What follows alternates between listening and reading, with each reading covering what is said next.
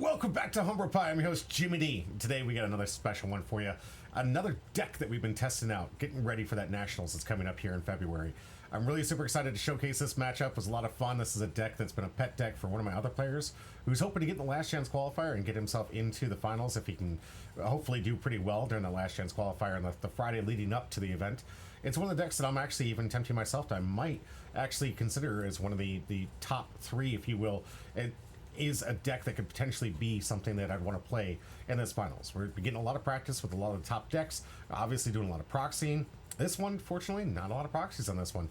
All I can show you all the decks, the cards are available now, currently with the Demon Slayer Volume 2 being released. I know that some other creators out there, like Pro DM Joey, was definitely speccing this deck particularly because he really thought this one was going to be an explosive, amazing deck. And I can understand why. We put it together and we were kind of sleeping on it. A lot of us were talking about what the blue was going to do when these two new decks that you had, like the Tanjiro and Nezuko combo, or you had the Mitsuri, and the other, I forget the other guy's name, but that individual, they were different ways with the Nietzsche sword combos and techniques you could do with blue. And sometimes in Volume 2, the additional color really kind of falls flat. In this one, I think it fell actually pretty strong. And there are some great methods and attacks with it. I don't think it's as consistent as necessary for a high-level competitive play. But I'll say if you're going to put it and bring it to a best of three, or like 3 rounds of a best of one, or maybe 4 rounds of a best of one, you can easily take down a tournament with this deck. Very consistent in a lot of ways, and sometimes just takes a little bit of tweaking in the appropriate player to understand the complexities that come with the blue deck. Now, one of the easier decks, to a degree, to build and play and pilot is the new red Rengoku. It was originally introduced with kind of not a lot of support. It was kind of the weaker of the two red colors. You could play the Wives deck, the Tengen Wives deck in red during Volume 1. And that one had its own win cons and had its own playstyles and definitely had some decks that it had an advantage against. But the Rengoku was just feeling flat. It didn't have a lot of the new tools and assets it needed in order to be a consistent deck, and you really didn't know what you were kind of splashing with it. Were you throwing in the Beastman Inosuke, or were you throwing in maybe some Zenitsu type of combos to kind of feed the gaps that were missing from what you would need to make a full 50 card deck? Now, with Volume 2 out, Rengoku actually has quite a few new cards that are in the Rengoku family and in synergy with what Rengoku's trying to accomplish. Now you have a deck that not only with consistency creep that we're seeing with the evolving games of Union Arena, but also now with some power creep with it as well. This deck already had a nice little potential, if you had the cards in hand, to have at least 8 pieces of removal. It was a weaker version of the Mustang Blue that we've seen from the Brotherhood versus Full Metal Alchemist, excuse me. So many different IPs in this one, but that Mustang build was absolutely devastating. The attack, discard, popping characters. Now all decks are really relying on having at least 8 pieces of removal. This one with potentially 12 pieces of removal and a lot of good synergy with it, and that is absolutely insane when you want to talk about consistency and removing characters. I think I talked enough about it to your face. You guys need to check it out. I have the deck list in front of me. Let's check out our deck list for today and this amazing matchup between the new red Rengoku and the upgraded non-ban list, because thank you Union Arena for making this a good deck again, blue JJK Sukuna.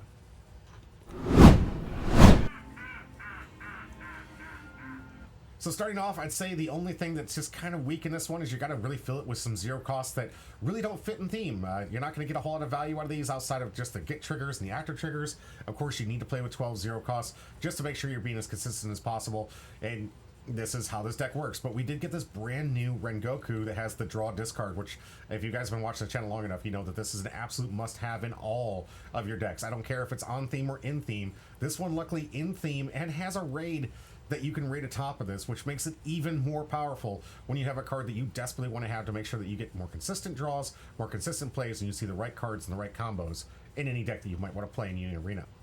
Then we have a 1 cost that just came out here, very strong, helping out with the extra energy, because that 6 energy in red often is a lot to ask. Red is not known for having a lot of double pips and quality double pip action that allows you to make sure that you have the energy, which is essentially at least minimum 2 double pips and 2 regular pips, maybe 3 double pips in the back row.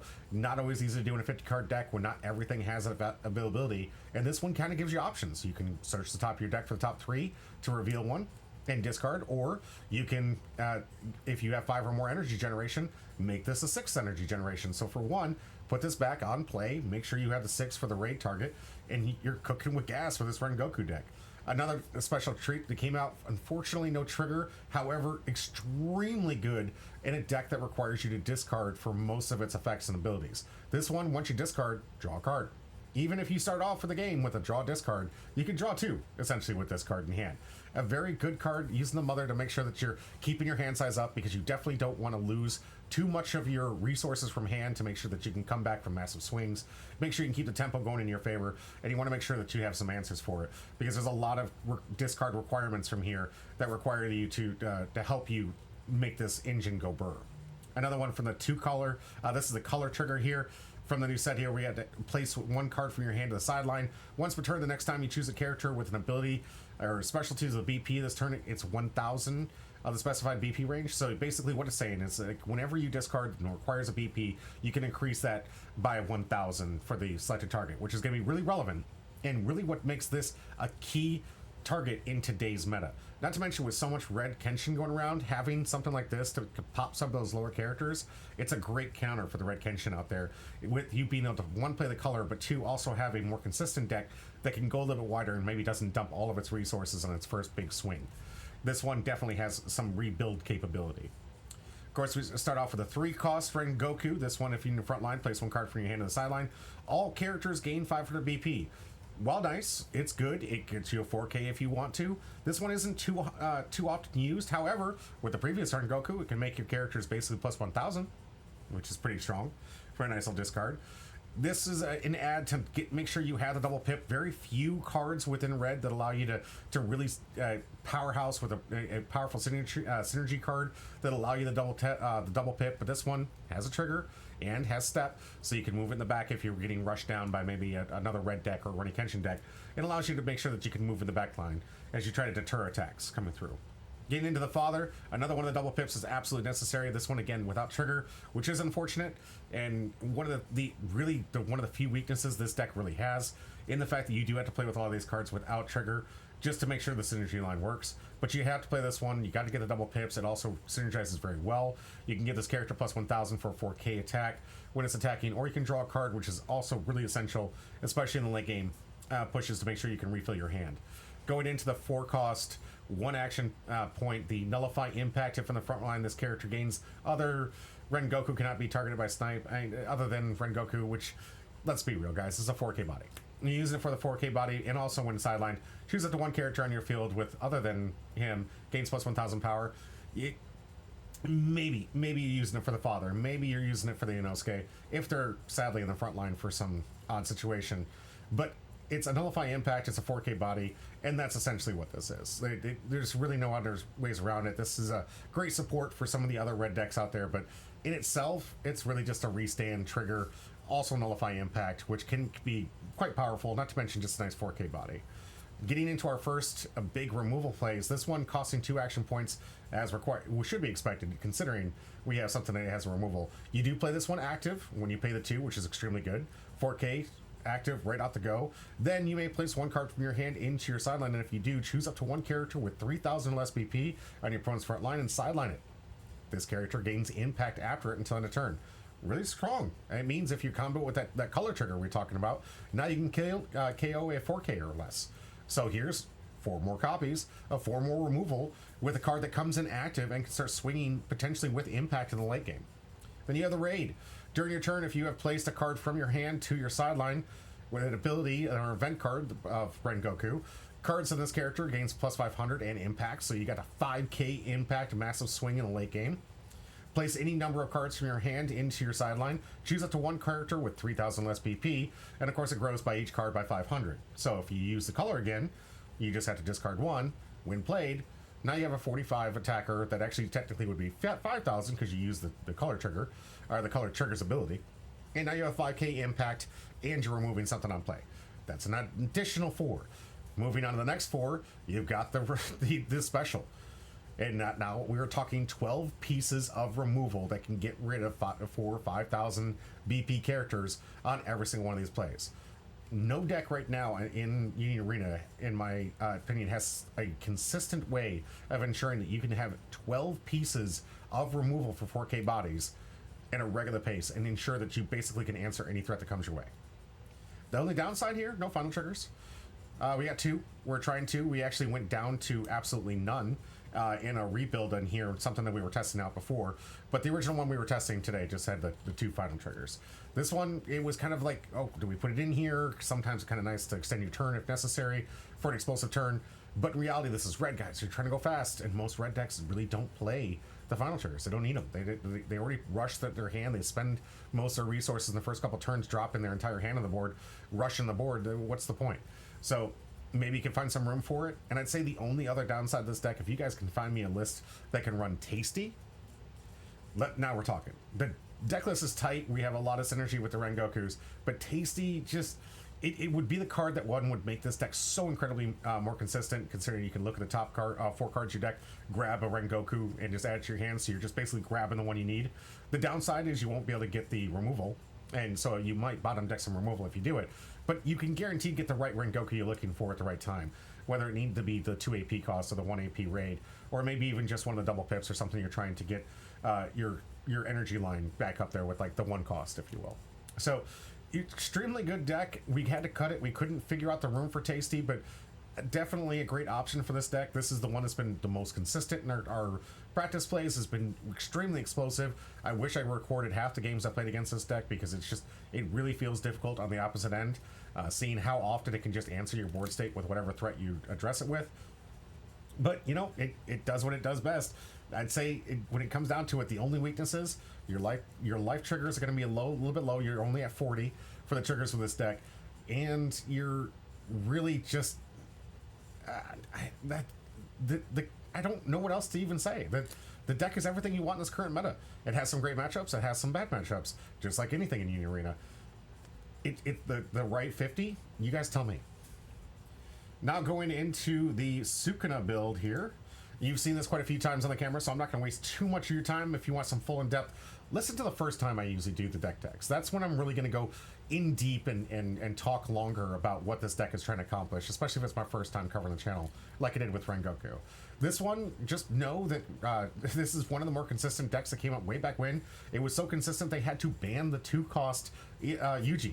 This thing allowing you to dig through your deck to get one of those fingers to make sure you fill up your deck, because this deck does require those Sukuna fingers to make sure that you can activate most of the abilities and put those devastating finishers to rest here, especially with some of the powerful raids we'll get into in a minute.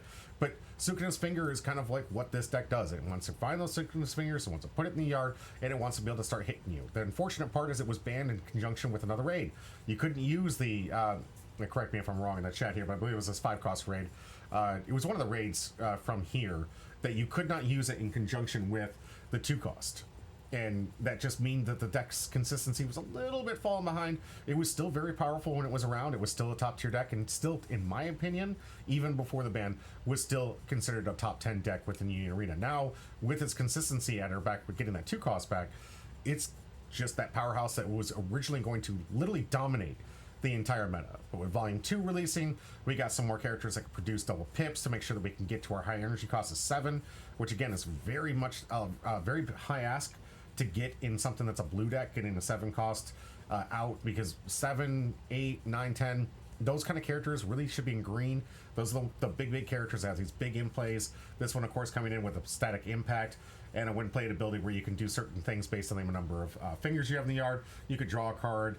All characters on your opponent's side lose 2,000 BP until the end of the turn, and choose up to one character with, choose one character with 2,500 less BP in your opponent's side and sideline it. Okay, not terribly or 35, sorry. Not the strongest removal, but a nice removal. You have a 5k body too on top of that with an impact. You're playing all your basic final triggers and getting your special with the Virgin Fist. Nothing really special about this, just your standard special trigger at 4 costs, removing a 3 or a 5k based on parameter of this one requiring UG on field. The other powerful card in here, the Sight, one of the few decks that really powerhouse with Sights. The amount of Sukuna fingers can give your Sukunas certain abilities with 2 or more. You can get damage 2, so if you have the snipe one, it's like you got a choice: snipe, damage 2, or I'm sorry, impact or damage 2. Next one with 3 or more, you can snipe, so now you can choose which character to do if you have the impact. And God bless if they get to 4, they get the impact +1. So if it has impact 1, it's now damage 2 and impact 2, which is absolutely frightening and can definitely close out some games. And I think you've seen a few on this channel already do that. Anytime you want to look at these deck lists, please go check them out on experts.dev on my Humble Pie account. We post all of the deck lists that we're testing and trying out outside of the Asian ones. Once they come to America, I actually recreate those lists for the most up-to-date version of it when we're doing those test decks with those proxies. So if you want to wait a couple more weeks, we're going to be releasing the list that we're making for Evangelion and for the Sword Art Online Volume 2. And you can check that out. Or you can check out my Patreon down below, where I post pictures of the decks that we're building and post those pictures from the Asian site, because I don't really have an Asian experts account. Maybe I can make that. I don't know. Right? I digress. I usually just lean into the Japanese meta to find out what exactly is good in their meta and use them as experts, since they actually have the cards that can read through them and kind of make their own best judgment based on their own competitive play. And since all I can do is really proxy, I'm going to take their lead on it. Not to mention they've been leading the market on some of the best players in the world. So trust your professionals in this degree. All right, we're going to cut into another video with the music playing. Make sure you're paying attention. All the cards, no proxies this time, so you don't need to reference another deck list while watching it. Hope you enjoy this content. We got a best of 3 on its way. This could be game 1. This could be game 2. I'm being as easy as I can to make sure I can get as many videos out there. But I hope you enjoy it. We've got a great couple of videos coming with us and another matchup after this, and I'm really excited to cover. Stay tuned for that. Thanks for being here. Hit that like and subscribe button. Make sure you help this channel grow and help us get into the big monetization of 500 people and maybe even more. And of course, if you want some free packs, tune in live on Saturdays where I go live with Union Arena content, everything standard legal, everything that's available, and give you guys commentary on exactly what's the meta, how we play the games, and even give away some free packs. Until next time, stay Humbro.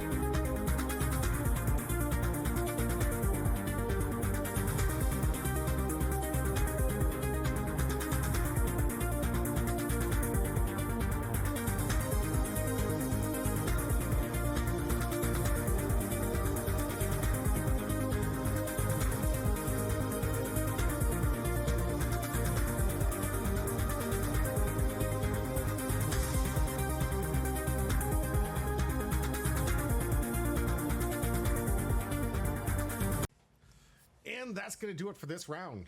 If you've been here this long, hit the like and subscribe button. Help us out. We're a growing channel and just trying to get out as many TCGs and coverage for you guys at home.